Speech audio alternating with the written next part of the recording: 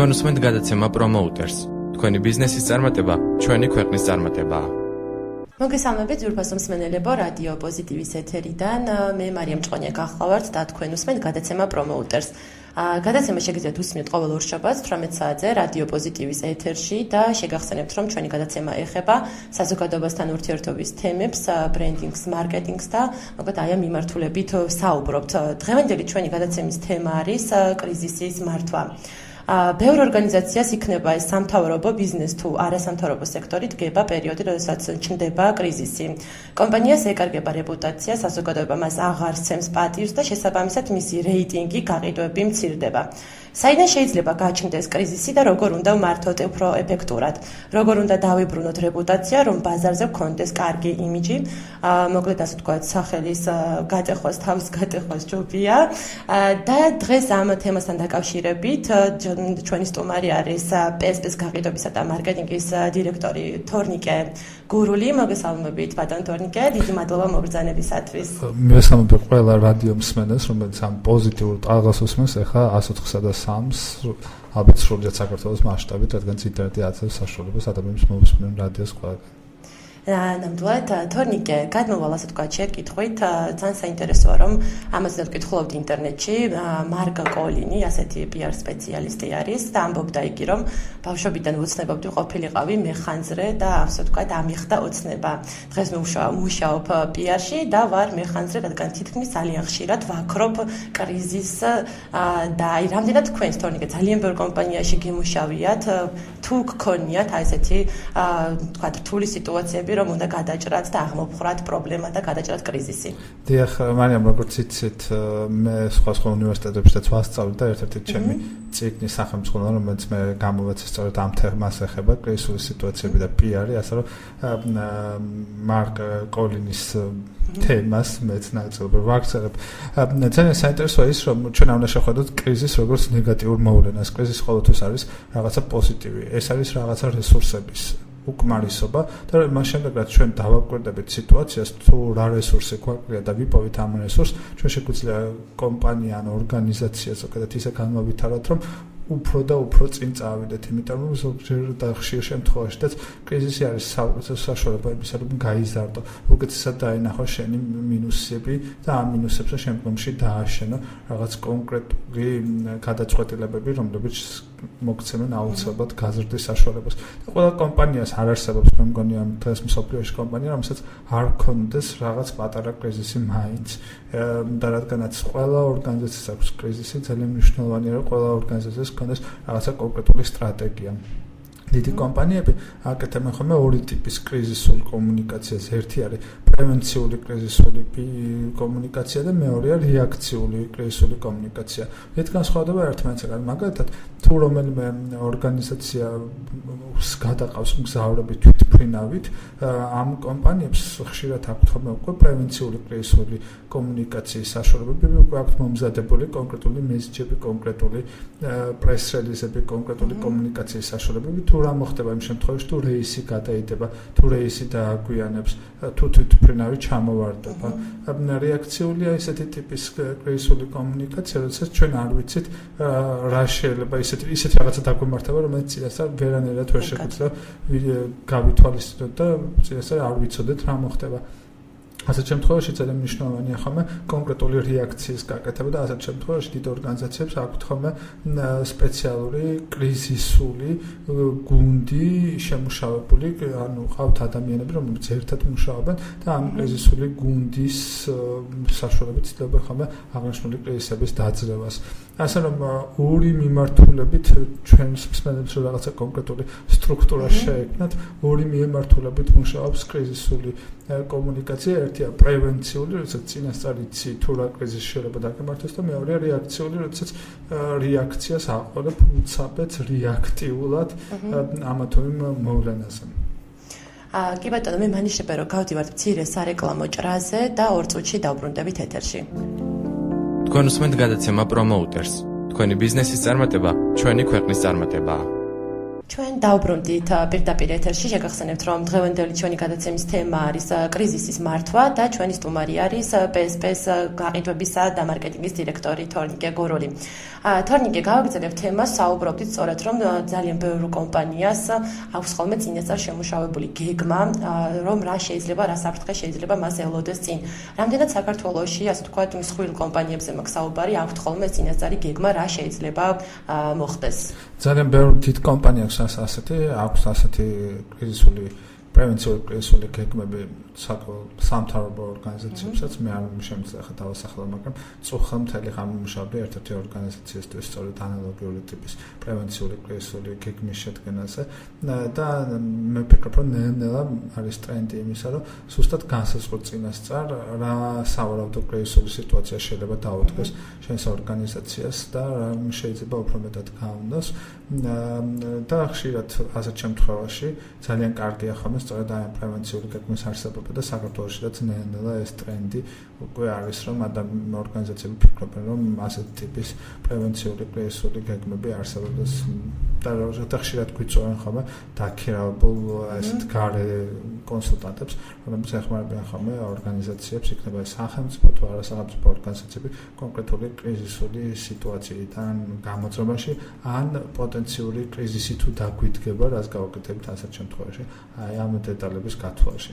ამაში რა თქმა უნდა ჩვენ ყველაზე ხშირად გვეხმარება ხოლმე კვლევები, რადგანაც არავინ იცის უკეთესად ჩვენი ორგანიზაციის შესახებ, ვიდრე იმ ადამიანებმა, ვინც გსტუმრობენ ხოლმე ორგანიზაციებში, ვინც მოდიან ხოლმე ჩვენთან ორგანიზაციებში, ვინც არიან ჩვენი მომხმარებლები და სწორედ აი ამ ინტენსიურ კვლევებზე დაახლოებით ვიღებთ ხოლმე ჩვენ ძირითად მონაცემებს, რა შეიძლება იყოს მოსალოდნელი ბაზარზე, რა კრიზისება შეექმნას ამა თუ იმ ორგანიზაციასა. წუხარ როდესაც მუშაობდი ორგანიზაციას, ეს ორგანიზაცია სახელმწიფო სტრუქტურა არის და რაღაცა კონკრეტულ პროექტთან დაკავშირებით შესაძლებელია ასეთ ტიპის ორგანიზაციას ქონდეს რაღაცა სიტუაცია, რომელიც შეიძლება არ იქნებდეს როგორც კრიზისული სიტუაცია და ამიტომ ყოველთვის წინასწარ ურჩევნია ხოლმე ასეთ ტიპის ორგანიზაციას წინასწარ ქონდეს განსაზღვრული message box-ები, თუ რა message-ებს მიაწოდებს ის სრულად საქართველოს ამ შემთხვევაში. თუ ხდება ხოლმე ისე, რომ თქვა რა შეიძლება გაუთვალისწინებელი მოხდეს, რასაც არ ველით ჩვენ.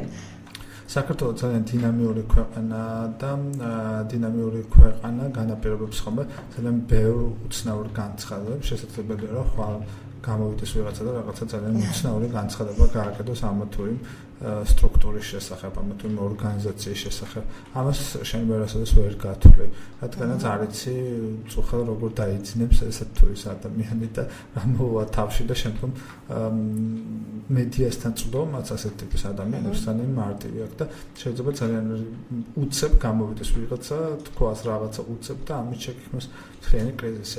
სოციალური მედიის ეპოქაში კრიზისული სიტუაციების მართვა პროფიტული გახდა, რადგანაც შეიცვალა ზოგადად ჟურნალისტიკის დამოკიდებულება თუ მაგალითად ადრე ჟურნალისტები იყვნენ ის, ვინც საზოგადოებას აწვდნენ ინფორმაციას, ახლა თითოეული მათგანი, თითოეული ჩვენი მსმენელი უკვე ჟურნალისტია, რადგანაც დარწმუნებული რომ დაახლოებით 80% ჩვენი მსმენელებსაც აქვს Facebook-ი და აქვს ტელეფონი, რომელიც იღებს ფოტოებს. შესაბამისად, ადამიანი თუ დაინახავს რაღაცას, რომელიც არის მისთვის ნიუსი, შეუძლია ეს უკვე გამოაქვეყნოს, მას არ ჭირდება არც საინფორმაციო სააგენტოების მიმართვა, არც ტელევიზიის მიმართვა, უკვე ეს არის ინფორმაციის მატარებელი. მე მაგალითად მყავს Facebook-ში დაახლოებით 5000-მდე მეგობარი, რომელსაც ძალიან მარტივად შემიძლია ერთი ჩემი გადაღებული ფოტოთი მივაწოდო ინფორმაცია და ეს 5000 ადამიანი ამას უკვე გაიგებს და ძალიან მარტივად შემიძლია შეუქმნა რომელიმე ორგანიზაციას კრიზისი, ისევე როგორც ნებისმიერ ადამიანს, რომელიც დღეს ფლობს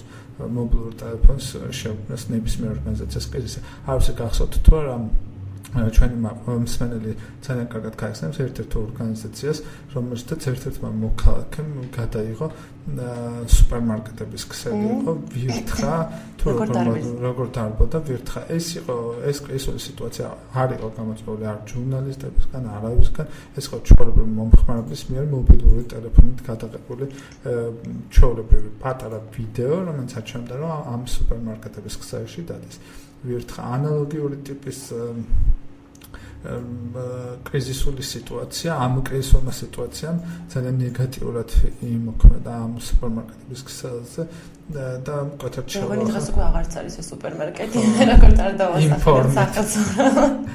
ხო, არ დავასახელოთ სახელს, მაგრამ ძალიან მნიშვნელოვანია ის, რომ საინტერესოა ის, რომ ამ სუპერმარკეტების ქსელს საერთოდ არ მოხდენია რეაქცია ამაზე, იმიტომ რომ ფიქრობდნენ, რომ მაინც ჩაიფარცხება, მაინც ხალხს არ ახსენდება, მაგრამ სოციალური მედია დღეს არის ძალიან დიდი ძალა, რადგანაც თითოეული მობილურით შეიარაღებული ადამიანი უკვე არის პოტენციური ჟურნალისტი, რომელიც თავის მეგობრებს და შესაბამისად სრულიად საქართველოს აცნობს ხოლმე იმ საქმეებს, რომელიც ამა თუ იმ ორგანიზაციას არ უნდა ხოლმე რომ დაანახოს საზოგადოებას. თორნიკა, თუ არიან ასე ვთქვათ, ეს მოწინავე ჯგუფები, რომლებიც ცდილობენ ვთქვათ, ესე სპეციალურად ბრენდის ჩაძირვას. ამას ერთად ბევრი კი არსებობს ესეთი მე მქონია ეგეთი გამოცდება, როდესაც ერთ-ერთ ორგანიზაციას ან რამდენიმე ორგანიზაციას საქართველოში თავქირავებია ხოლმე სპეციალურად ჯგუფი ადამიანებს, რომლებიც მიზანმიმართულად ცდილობენ ნეგატიური მესეჯის გავრცელებას კონკურენტ კომპანიაზე და ასეთი რაღაცა საქართველოში მუშაობს. ხშირ შემთხვევაში აი ამ მეთოდს რუსეთშიც იყენებენ ხოლმე, სარაფანე რადიოს ეძახიან ხოლმე და საქართველოშიც მუშაობენ ჯგუფები, რომლებიც ნეგატიურად ავრცელებენ ხოლმე ამა თუ იმ ინფორმაციას კონკურენტის შესახებ და ანუ ძალიან ადამიანები უფრო მეტად იჯერებენ იმას, თუ რას მოусმენენ ისინი თავისი მსგავსი ადამიანებისგან, ვიდრე ტელერეკლამისგან, რადგან ტელერეკლამაში ყველა ამბობს, რომ თუ რა კარგები არიან, თუ როგორი კარგი პროდუქტი აქვს, თუ როგორი მაღალხარისხიანი პროდუქტი აქვს, თუ როგორ უნდა ვენდოთ მათ და სულ ამის შესახებ მოგვიწოდებენ ხოლმე. მაგრამ ამის შესახებ არ მოგვიწოდებენ ჩვეულებრივი უცნობი ადამიანებიან, მეგობრებიან, ახლობები და ჩვენ უფრო მეტად ვერ ნდობით ხოლმე იმ ადამიანებს, რომლებიც ესე პირდაპირ არ გვეუბნებიან ხოლმე. ადამიანებს კიდევ უფრო მეტად ამახსოვრდება და უფრო მეტად ენდობიან ხოლმე ისეთ ადამიანებს, რომლებიც პირდაპირ სახით არ აკეთებენ ხოლმე მოწოდებას ამა თუ იმ პროდუქტის ვარგისიანობის თუ ვარგისობის, ხარისხიანობის თუ ხარისხობის, ამა თუ იმ ინსტიტუციის ნდობის თუ არ ნდობის შესახებ. ნამდვილად მე უკვე აღარ ვენდობი ხოლმე, როცა იწყებენ ესე ბრენდის დახასიათებას, უმგონია რომ ეს რადიოს არაფანიდან ვიღაცა არის, ასე ვთქვათ, მოგზავნილი. რამდენად აი როდესაც ხდება ესეთი სიტუაცია, რომ ჩვენ ვთქვათ, აი რაც მაგალითი მოვიყვანეთ, რომ თაგვი დაარბოდა სუპერმარკეტში, რა უნდა გააკეთოს კომპანიამ, როდესაც მით უმეტეს არ არის დამნაშავე, რა უნდა გააკეთოს ამისთვის, რომ კარგი იმიჯი დაიმკვიდროს საზოგადოებაში? პირველი რაც ძალიან მნიშვნელოვანია არის ის, რომ აუცილებლად გააკეთოს რეაქცია. თუ არ ექნება ორგანიზაციის რეაქცია, უფრო მეტად იქნება გავრცელებული მის შესახებ ეს ნეგატივი. თან სოციალურ მედიას როგორც მოგახსენებთ ძალიან დიდი ძალა აქვს და წამის სისწრაფეში შეიძლება უკვე ძალიან ბევრმა ადამიანმა ნახოს ასე თუ ის ინფორმაცია და რაც მთავარია სოციალურ მედიაში ინფორმაცია არ ძველდება. თქვენ შეგიძლიათ დღესაც გააქტიუროთ და გააქტუალუროთ ის ინფორმაცია, რომელიც წლების წინ თავიწყებას მიეცა. თან ძალიან მნიშვნელოვანი ისიც არის, რომ თუ ტრადიციული მედია, მაგალითად ტელევიზია 3 საათიან საინფორმაციო გამოშვებაში გადასცა რაღაცა ნიუსი. 6-იანში გადარჩა ეს თემა უკვე დამთავრდა. ინფორმაცია ახალი ამბავი მაფუჭებადი პროდუქტია, როგორც კი იტყვი, უკვე აღარ არის ახალი. შესაბამისადაც, რადგანაც ის ახალი აღარ არის, მორჩა, მეორედ აღარ გავუშვებ მას საინფორმაციო გამოშვებას და სოციალურ მედიაში კი წლების განმავლობაში ყოველთვის შეგიძლია ატრიალსა თუ ის იმისათვის რომ ასეთ სიტუაციიდან გამოძრო ალბათ უპირველეს ყოვლისა მნიშვნელოვანია გაანალიზო თუ რამ გამოიწვია რა იყო რეალური მიზეზი და შემდგომ ინდივიდუალურად მიუდგე ამა თუ იმ კრიზისულ სიტუაციას რა შეიძლება იყოს საუკეთესო გამოსავალი. შეიძლება იყოს გამოსავალი რომ გააკეთო პრეს-კონფერენცია და ამ პრეს-კონფერენციით ამ ცნობების შესახებ თუ როგორ მოხდა ეს და რა მოხდა ან გააკეთო რაღაცა კონკრეტული კამპანია ან დანერგოს სულაც თანამედროვე სისტემა და ამ სისტემის შესახებ გააკეთო კომუნიკაცია თუ როგორი სისტემა დანერგა რომელთაც ყველა პროდუქტი უსაფრთხოდ არის შენახული შენ სივრცეში და ასე შემდეგ და ასე შემდეგ ანუ ძალიან ბევრი სხვადასხვა მიმართულება შეიძლება იყოს გამოყენებული და რა პერიოდში ვახდენთ ასე ვთქვათ რეაგირებას შეგვიძლია ვთქვათ 3 დღის მერე გავაკეთოთ თუ აუცილებელი არის შეიძლება ხშირ შემთხვევაში ძალიან გვიანი იყოს და უკეთესი იყოს თუ ასეთი ტიპის რაღაცა გაკეთება მეორე დღესვე ან იმ დღესვე გააჩნია კიდევ როგორი ტიპის სიტუაცია არის. მე მახსენდება ჩემი გამოცდილებიდან ერთი ფაქტი, როდესაც ერთ-ერთ ორგანიზაციაში მუშაობდი და კრესოლის სიტუაციაში იქნა ერთ-ერთი ავტობუსი დაეჯახა ერთ-ერთ იმ ორგანიზაციას, რომელშიც მე მუშაობდი, მის ერთ-ერთ სავაჭრო ობიექტს და ამ ავტობუსში ისხდნენ ბავშვები, რომლებიც დაწყებით კლასებში იყვნენ და გადაადგილდებოდნენ, ძღოლს მიყავდა სახლის მიმართულებით და ასეთ შემთხვევაში რეაქცია იყო იმწამიერი, რადგანაც ახალი ამბებისთვის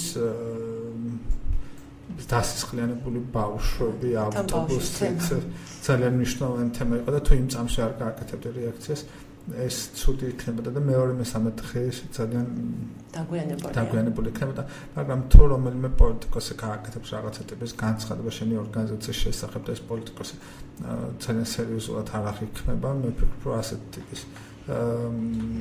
ასეთი ტიპის კრიზისზე რეაქცია სულ არ გააკეთო, ხანდახან ისჯობს, იმიტომ რომ ხშირია ხოლმე შემთხვევა, როდესაც ცდილობენ ხოლმე რომ კრიზისში ჩაკითრიან და თუ არ მიაქცევ ყურადღებას ასეთ შემთხვევაში კრიზისი უფრო ადვილად გაივლის, ვიდრე შეიძლება რომ ეს კრიზისი უფრო მეტად გაამძაფრა, ამიტომ ვფიქრობ, რომ ასეთ შემთხვევაში ძალიან მნიშვნელოვანია ის, რომ ზუსტად განსაზღვროთ რა გვინდა რომ ამ სიტუაციიდან წამოვიღოთ და რა იქნება იდეალური ამ შემთხვევაში. ზოგჯერ თქმა სჯობს, არა თქმას, ზოგჯერ თქმითაც დაშავდების ზუსტად ეს თემა. ანუ ეს კი თქვათ აღიარება რამდენად მნიშვნელოვანი არის, თქვათ გამოვა კომპანიის ხელმძღვანელი და იტყვის, რომ ჩვენ ნამდვილად დამნაშავენი ვართ და თუნდაც ბოდიშს მოიხდის. აი ეს ბოდიშის მოხდის, ესეც მაინტერესებს ძალიან რამდენად აუცილებელი. კულტურათა შორის კომუნიკაციის ერთ-ერთი ელემენტია, რომელიც კომუნიკაციაში ძალიან მნიშვნელოვანია საქართველოში ქართულ მომხმარებლებს მაინც არ უყვართ, როდესაც გამოდიან ხოლმე კომუნიკაციით ამა თუ იმ ორგანიზაციის ხელმძღვანელს დაეტყვიან, რომ ჩვენ ვართ დამნაშავეები. ისინი ვინც არიან დამნაშავეები, ქართული საზოგადოება მათ არ იღებს ხოლმე მაინც და მაინც კარგად ისე როგორც გულახდილობა თუ ითვლება ზოგიერთ ქვეყანაში ძალიან პოზიტიურად და ვიღაცა გამოვა და იტყვის, რომ ჩვენ გულახდილები ვართ, ეს დავაშავეთ ამას ვაღიარებ. საქართველოში მაგათად და ამბობენ, რომ ჩვენ გავიწვევთ ყველა ავტომობილს უკან, ავტომობილის წარმომადგენლებს ახასიათებთ ხოლმე აღმოსავლეთი ქვეყნებიდან ამის თქმის ჩვევა, რომ ისინი ამბობენ ხოლმე, რომ ჩვენ გამოვშოთ რაღაცა მანქანა, ავტომობილი, რომელსაც აქვს რაღაცა პრობლემა და ჩვენ ამ ავტომობილს უკან გავიწვევთ. საქართველოში ესეთ ტიპის რაღაცა რომ თქვა, ვფიქრობ, რომ ქართველები ნაკლებად ტოლერანტები ვართ ანალოგიურ სიტუაციებში და ამიტომ ქართული საზოგადოებისთვის ცოტა უფრო რთულია იყოს ტოლერანტი, გულახდილი ადამიანებისა, იმიტომ რომ ჩვენ უფრო ცოტა შეფუთული საზოგადოება ვართ. ჩვენ საზოგადოება უფრო არის ისეთი, რომ უფრო მეტად იხრება იმისკენ, რომ ყველაფერი პოზიტიურია, არავინ არ არის მე არ ვარ დამნაშავე და ამიტომ საქართველოს ქართულ საზოგადოებაში ის რომ ვაღიაროთ და ვთქვათ, რომ არ იმუშავებს. უფრო ნაკლებად იმუშავებს ვიდრე ეს სხვა ქვეყნებში. რამდენად აი სტრატეგია აუცილებელია, როდესაც ჩვენ გვექნება პრობლემა, გქონდეს სტრატეგია და შევიმუშაოთ და ვინ მუშაობს ამ სტრატეგიაზე, არის თუ არა ეს უშუალოდ PR-ის მიმართულება? ამ სტრატეგიაზე მუშაობს ხოლმე როგორც წესი რამდენიმე ადამიანი, ძირითადად კრიზისის სიტუაციებში ყოველთვის იქნება ხოლმე კრიზისის ანტიკრიზისული გუნდი, რომელიც საწყავს ხოლმე თავისი სპიკერი და სპიკერი გამოდის და საზოგადოებას უყვება ხოლმე დეტალებს და აცნობს ხოლმე დეტალებს თუ რაზეა საუბარი და რა არის შემდეგი ნაბიჯი. ანტიკრიზისულ გუნდში ყველაზე ხშირად კომუნიკაციის სპეციალისტებთან ერთად მოიაზრება ხოლმე ორგანიზაციის ხელმძღვანელობაც, იქნება ეს ზედმეტ ორგანიზმის მენეჯმენტი, შეიძლება ეს იყოს თანამშრომლებიც, იმიტომ რომ თუ ორგანიზაციაში 5000-6000 თანამშრომელი მუშაობს, პირველი ანტიკრიზისული გეგმა აუცილებლად შენ თანამშრომლებს უნდა გააცნო, რადგანაც შენი თანამშრომლები არიან ყველაზე კარგი კომუნიკაციის საშუალება გარესამყაროსთან. წარმოიდგინეთ, საქართველოში 5000 თანამშრომელი ყავს დასაქმებული, თითოეული მათგანი რომ გამოვიდეს და მოყვეს ნეგატიური რაღაცა იმ ორგანიზაციის შესახებ, რომელშიც ისინი მუშაობენ. წარმოიდგინეთ, როგორი რთული იქნება ამ ორგანიზაციისთვის იმიჯის შეცვლა. ამიტომ ყველაზე მთავარი არის ხოლმე ისიც რომ ამ ანტიკრიზისულ გუნდში ჩართული იყოს ადამიანური რესურსების მართვის მენეჯერებიც, რომელიც შიდა კომუნიკაციის კუთხით იმუშავებენ თანამშრომლებთან და თვითონ თანამშრომლებს იმ ათასობით ადამიანს, რომელიც ორგანიზაციაშია დასაქმებული, მათ დაარწმუნებენ კრიზისის პოზიტიურად დასრულებაში ან პოზიტიურად მომხმარებაში. ასე რომ ანტიკრიზისულ გუნდში შესაძლებელია რამდენიმე პოზიციის თანამშრომელი მუშაობდეს დაწყებული ტოპ მენეჯმენტთან დამთავრებული ადამიანური რესურსების მართვის მენეჯერით. საინტერესოა რომ მსხვილი კომპანიები ცდილობენ ხოლმე რომ თავისი რეპუტაცია ასე ვთქვათ კბილებით დაიცვან, მაგრამ ასე ვთქვათ მცირე ბიზნესში თუნდაც ჩვეულებრივი რიგითი ტანსაცმლის მაღაზიას რომ ავიღოთ, არ ფიქრობენ ამაზე რომ თუ სიტყვაზე მომხმარებელს დაელაპარაკებით სუდად, არ მიაქცევ ყურადღებას მას, შეიძლება რაღაცა მიმართულებით კრიზისი გამოიწვიოს და დაკარგო ძალიან ბევრი მყიდველი. აი ეს მცირე ბიზნესის წარმომადგენლების მაღაზია და ასე შემდეგ, რატომ არ ფიქრობენ, ანუ არ არიან საერთოდ ბრენდები, არ ეშინიათ თქვათ, რომ რაღაცა პრობლემა შეიძლება გამოიწვიოს, თუ რატო არის დღეს საქართველოში ეს? ეს არის ძირითადად გამოწვეული მენეჯერული განხრების დაბალი დონით, როდესაც მენეჯერი ფიქრობს, რომ სასაჭიროა გახიმება. მაგალითად, მე მქონდა ერთ-ერთ ორგანიზაციაში საუბარი მის შესახებ, რომ ძალიან მნიშვნელოვანი იყო, რომ პოზიტიური კომუნიკაცია ყოფილიყო ყველა მომხმარებელთან და ორგანიზაციის ხელმძღვანელი მიმტკიცებდა, რომ საერთოდ არ ჭირდებოდა პოზიტიური კომუნიკაცია, რადგანაც მის თანამშრომლების უმრავლესობას კბილები არ ჰქონდა და გახიმება არ იყო ვარდაფერი. და საუბარი არის არა იმაზე, რომ გავიღიმებთ თუ არ გავიღიმებთ. შეიძლება საერთოდაც არ გავიღიმოთ, მაგრამ მქონდეს აბსოლუტურად პოზიტიური კომუნიკაცია. შესაბამისად, ძალიან მნიშვნელოვანია ისიც, რომ მცირე მეწარმეებმა და იმ ადამიანებმა, ვისაც შეხება აქვს ზოგადად საზოგადოებასთან, იფიქრონ მომხმარებელს, რომ მომხმარებელს ორი რაღაცა ჭირდება. ერთი აღიარება, რომ ვაღიაროთ ჩვენი მომხმარებელი როგორც საუკეთესოები, რომელმაც გააკეთეს საუკეთესო არჩევანი, იმიტომ რომ მოვიდნენ ჩვენთან და მეორე ვიზრუნოთ მასზე. ანუ თუ ჩვენ აღიარებასა და ზრუნვას ამ ორ კომპონენტს შევიტანთ ჩვენ მომხმარებელთან კომუნიკაციის დროს, ასეთ შემთხვევაში ჩვენ გვექნება მათთან პოზიტიური კომუნიკაცია. აღიარებაცა და ზრუნვაც ორივე კომპონენტიც საერთოდ არ ითხოვს იმას, რომ ჩვენ აუცილებლად უნდა გავუღიმოთ ადამიანს. ეს არ მოითხოვს იმას, რომ ჩვენ აუცილებლად უნდა ვიყოთ მუდმივად მომღიმარე. ღიმილი ძალიან კარგია, მაგრამ შესაძლებელია ისიც რომ ადამიანებს საერთოდ არ უნდათ სხვა ადამიანების ღიმილი და საქართველოში ეს ხშირად არის. მომსახურება და კომუნიკაცია ზოგადად პოზიტიური არის მხოლოდ იმის შემთხვევაში, თუ ჩვენ გათვლილი გვაქვს ის ადამიანები და იმ ადამიანის თავისებურებები, რომლებიც ჩვენ გვსტუმრობენ. ზოგ ადამიანს ძალიან მოსწონს, როდესაც უღიმიან, ზოგ ადამიანს საერთოდ არ მოსწონს, რომ უღიმიან. ზოგ ადამიანს ძალიან იჩქარება და უნდა სწრაფი მომსახურება. ზოგ ადამიანს უნდა რომ უფრო მეტი დრო დაუთმონ მას და უფრო მეტი დრო დაახარჯონ მას. საბამისადაც იმ შემთხვევაში, თუ ჩვენ კომუნიკაცია გვექნება მცირე მეწარმეების კუთხით განსაკუთრებით და მცირე მეწარმეები აუცილებლად გაითვალისწინებენ იმას, რომ მოქალაქეებთან, მომხმარებელთან კომუნიკაცია არის ინდივიდუალური, მხოლოდ ასეთ შემთხვევაში ექნება წარმატება და არავითარ შემთხვევაში არ ექნებიან გულგრილი და არავითარ შემთხვევაში არ ექნებიან ესეთი მოსაწყენი, რომელსაც ხშირად ხვდებით ხოლმე სხვა ადგილებში. იმეც ვიქონიებ, რომ ეს ნამდვილად პრობლემური საკითხი არის ჩვენი ქვეყნისთვის და ნამდვილად გამოსწორდება იმედია სიტუაცია და ისწავლის ყველა თუ როგორ უნდა ესაუბროს მომხმარებელს. თუმცა ეს ხშირად კრიზისს არ პატებს ხოლმე, უბრალოდ ეს დაკარგულ მომხმარებელს პატებს და შეიძლება აქციაც კი მოეწყოს ამის გამო, რომ თუ ცუდად მოემსახურებიან და თუნდაც ახლა მაკდონალდის ამ ყველა კომპანიაზე არ მაქვს საუბარი, მაგრამ მაკდონალდში თავისი ქცევაც კი ქონდათ დამშვიდობების, მისალმების და ამითი მაგრამ ასე დაიმკვიდრა მაკდონალდმა მარტო ამ მიმართულებით არა, რა თქმა უნდა, მაგრამ ესეც ერთ-ერთი მნიშვნელოვანი არის. ახლა მომხმარებელთან კომუნიკაცია აუცილებელია და მნიშვნელოვანია იმისთვის, რომ მომხმარებელმა ყოველთვის შენზე გააკეთონ არჩევანი იმისათვის, რომ შენ განვითარდა. ნებისმიერი ორგანიზაცია ბიჭთვის არსებობს მომხმარებლისთვის. იმიტომ არსებობს, რომ თითოეულმა მომხმარებელმა გადაწყვიტა, რომ ეს ორგანიზაცია არსებობს. მაშინ იმ წამში, როდესაც მომხმარებლები გადაწყვეტენ, რომ ამ ორგანიზაციამ არ იმუშაოს ეს ორგანიზაცია არ იქნება ისევე როგორც სახელმწიფო სტრუქტურებზეც, ანუ ერთშენია დღეს, როდესაც ადამიანებმა თქვა, რომ ჩვენ გყავს დაქირავებული, ჩვენ გადასახადებით ხალხას ვუხდით, ამა თუ იმ სახელმწიფო მოხელებს და ისინი ცუდად გვემსახურებიან და ჩვენ არ გვინდა ისინი რომ მოგვემსახურონ, ასეთ შემთხვევაში ეს ორგანიზაციაც და ალბათ რეორგანიზაციას დაექვემდებარება. გავდივართ მცირე სარეკლამო ჭრაზე, 2 წუთში დავბრუნდებით. თქვენ უსმენთ გადაცემა პრომოუტერს. თქვენი ბიზნესის წარმატება ჩვენი ქვეყნის წარმატებაა. ჩვენ დავბრუნდით პირდაპირ ეთერში, შეგახსენებთ, რომ დღევანდელი გადაცემის თემაა კრიზისის მართვა და ჩვენი სტუმარი არის PSP-ს გაყიდვისა და მარკეტინგის დირექტორი თორნიკე გურული. თორნიკე, ბრენდის ჩაძირვის შემთხვევაში რამდენად შესაძლებელია ბრენდის შემდგომ რეაბილიტაცია და რა უნდა გავაკეთოთ? დიახ, ძალიან ხშირია ხოლმე შემთხვევები, როდესაც რაღაცა კონკრეტული კრიზისი უდგება ხოლმე ამა თუ იმ დიდ ორგანიზაციას და შემდგომ ეს ორგანიზაციები აბსოლუტურად იხურებიან. ეს არის ის შემთხვევები, როდესაც ორგანიზაციები ვერ ითვალისწინებენ ხოლმე თუ რა რესურსები არსებობს.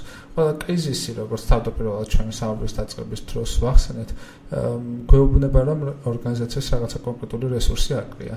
თუ ჩვენ გავაცნობიერებთ, რომ რაღაცა კონკრეტული რესურსი, რომელიც ამ ჩვენ ორგანიზაციას აკლია და ამ რესურსს შევავსებთ, ბუნებრივია, რომ უფრო მეტად განვითარდებით და უფრო ახალი სისხლი გადაგვესხება. შესაბამისად, ძალიან მნიშვნელოვანი არის ხოლმე ის გარემოება, რომ აუცილებლად ვიფიქროთ იმაზე, რა ახალი რესურსი შეგვიძლია შევმატოთ ჩვენს ორგანიზაციას, რომ ჩვენი ორგანიზაცია უფრო მეტად განვითარდეს. ხშირ შემთხვევაში რებრენდინგს ასაც ეძახიან ხოლმე, მარტო მოიაზრებენ, რომ ლოგო შეცვალონ და რებრენდინგს ძირითადად ეძახიან ხოლმე შეცვალოს ფერისა და შეფუთვისა, იმიტომ ჩვენ გვახსოვს ერთ-ერთი მაღაზიათა ქსელი, რომელიც ბოლო 1-4 წლის განმავლობაში მარტო სახელები ეცვლებათ ფასადზე და ფერები ეცვლებათ. დანარჩენი შიგნით პერსონალის ქცევა აბსოლუტურად იგივეა, ბრენდი ძირითადად რა არის დაპირება და ეს დაპირება არის ასევე იგივე და უცვლელი. შესაბამისად, მთავარი არ არის რებრენდინგი იმისათვის, რომ იმიჯი შევიცვალოთ, ჩვენ აუცილებლად უნდა შევიცვალოთ ჩვენი დამოკიდებულება მომხმარებელთან. არა მარტო დაპირება შევცვალოთ, არამედ კომუნიკაცია შევცვალოთ მომხმარებელთან და არამედ უნდა განვავითაროთ ახალი მიმართულებები, უნდა ვიფიქროთ ჩვენ სეგმენტზე და ახალ სეგმენტის მოცულაზე. შესაბამისად, ეს ყველაფერი ერთად იწვევს რებრენდინგს და არა მხოლოდ ის, რომ ფერები შევცვალოთ, სლოგანი შევცვალოთ, ლოგო შევცვალოთ. წარმოიდგინეთ, თუ ამ ყველაფერს შეცვლით და მე მოვალ თქვენს ორგანიზაციაში და თქვენ იგივე პერსონალი დახვდებათ და მე გამლანძღავს და მე ჩხუბება, ასეთ შემთხვევაში ბუნებრივია თქვენი ფერის შეცვლა და თქვენი ლოგოს და სლოგანის შეცვლა საერთოდ არ უშუალოს. არიან ისეთი ორგანიზაციები, რომლების სლოგანებიც საერთოდ არ ახსოვთ საზოგადოებას. მაგალითად, თქვენ გახსოვთ BMW-ის სლოგანი. BMW-ს არავის არ ემახსოვრება. შესაბამისად, რადგანაც არავის არ ახსოვს, როცა არ არის ბრენდი BMW-ისთვის სლოგანი ძირითადი კომპონენტი.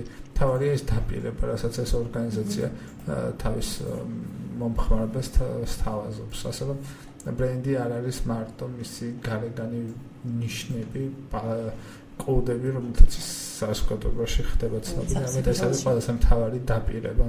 საქართველოში ნამდვილად აქტუალურია რებრენდინგი, განვიცადეთ, ეს ნიშნავს ხოლმე, რომ სლოგანის შეცვლას, სახელის გადარქმევას და ფერის შეცვლას. რას აკეთებს ხოლმე საზოგადოებასთან ურთიერთობა იმისთვის, რომ მუდმივად იყოს რეიტინგული, მუდმივად გქონდეს კარგი რეპუტაცია, ამისთვის ყოველდღიურად ცდილობთ, რომ თქვენ ესაუბროთ მომხმარებელს განსხვავებულად თუ რა არის ეს PR მექანიზმები, რომ გქონდეს კარგი რეპუტაცია მუდმივად. კარგი რეპუტაცია რომ გქონდეს, პირველ რიგში შეუძლია შექმნა კარგი და ხარისხიანი პროდუქტი. ან ზუსტად გამართო ყოველთვის შენი დანაპირები, რასაც ამეუბნები ადამიანებს. თუ შენ ეუბნები ადამიანებს, რომ შენ თავაზობ ყველაზე კარგ სერვისს, ესე იგი შენ გქონდეს ყველაზე კარგი სერვისი. თუ შენ თავაზობ ყველაზე კარგ ფასს, მაშინ უნდა შესთავაზო ყველაზე კარგი ფასი. თუ შენ თავაზობ ყველაზე ხარისხიან პროდუქტს, მაშინ უნდა შესთავაზო ყველაზე ხარისხიანი პროდუქტი. ასე რომ ყოველთვის შენი დაპირება აუცილებლად უნდა გაამართლა და თუ შენ გადაპირებას ვერ გაამართლებ, შენ ვერასოდეს ვერ იქნები ყველასთვის საყვარელი ფრენდი. რატომ არიან ხოლმე და კიდევ ერთი კომპონენტია, რაღაც ყოველთვის უნდა გქონდეს გამორჩეული. ყველაფერს ასეთ შენ გააკეთებ, უნდა ეტყობდეს შენი რაღაცა განსაკუთრებული ხაზი, რომ შენ გამორჩეული ხარ. და აუცილებელია და ეს ჩემი საყვარელი თემა, აუცილებლად ყოველთვის მომხმარებელს უნდა მოუყვა რაღაცა ისტორია და ამბავი. რადგან თითოეული ჩვენგანი ამა თუ კონკრეტული პროდუქტის შერჩევის დროს არა მარტო ფასით ვიღებთ ხოლმე გადაწყვეტილებას, არამედ ვიღებთ ხოლმე გადაწყვეტილებას იმით, რომ რაღაცა კონკრეტული ისტორია ვიღებთ ამასთან. დღეს ქუჩაში მივდიოდით და ერთი კაპიტანი ყიდდა რაღაც პროდუქტს და ჩვენ გარევაჭრობა იყო და მან მითხრა რომ ეს კონკრეტული პროდუქტი იყო რაღაცა კონკრეტული რომელიც კონკრეტული სოფლიდან რომელიც ცნობილია ამ თუ იმ პროდუქტი რაღაცა კონკრეტული პროდუქტის წარმომადგენელი ხარ დავასახელებ და გავცნობი რომ ეს ქალი რეალურად მე მიყვებოდა ისტორიას ამ პროდუქტისას რომ მე ყიდა პროდუქტი რომელსაც სახში მივიტანე და მე ვიტყოდი რომ აი ეს ჩვეულებრივი პროდუქტი კი არ არის ეს პროდუქტი არის აი ამ კონკრეტული რაღაცა სოფლიდან რაღაცა ადგილიდან ამ ქალს ბუნებრივი არ აქვს გაცნობიერებული რომ ის იყენებდა მარკეტინგისთვის ერთ-ერთ ყველაზე კარგ ხრიკს ყოფოდა ამბავს ეს ამასაც ყველა ბრენდი რომელიც ყოფა ამბავს უფრო კარგად ყიდის და ნუ შეფუთოზე ძალიან ბევრი პატარა დეტალია მაგათად ბოლო კვლევები აჩვენებენ რომ შეფუთოზე რომელსაც დატანილი ადამიანის სახე უფრო კარგად იყიდება ვიდრე პროდუქტი რომელიც აბსოლუტურად